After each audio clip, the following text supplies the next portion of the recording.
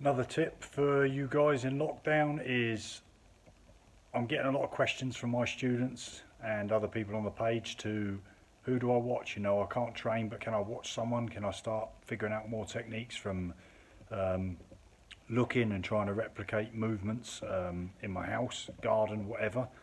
And a tip I'll say to people is try to watch fighters that are unathletic. So obviously at the high level you tend to find a lot of guys, especially in the UFC, that they might just be there from athleticism. You know, they played maybe lower level NFL or things like that. You know, a good friend of mine, Brendan Schaub, didn't really have any background in anything, but very athletic guy.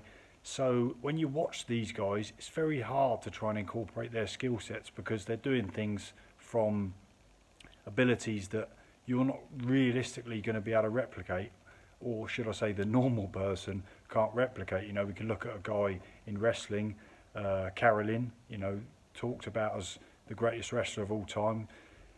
Go and look him up on YouTube, and good luck replicating a lot of things he's doing, because unless you're going to be an absolute freak of nature, beast of strength, it's very difficult to replicate. So I say unathletic, obviously there's many different components of athleticism. You might watch someone whose style relates to having supreme cardio, you know, a Diaz brother. Yeah, you can copy his style, but you better have his athleticism in terms of his engine capacity. So try to look at guys that maybe they're not what you would determine as super athletic in one physical area, or try to look at someone who would be similar to yourself. So if you find yourself a very explosive guy, maybe you'll be better off watching a McGregor than someone who's going to go longer rounds. So that's a little concept tip when you're watching videos. Be a bit smarter, be a bit more clever, and figure out a better way to improve your game.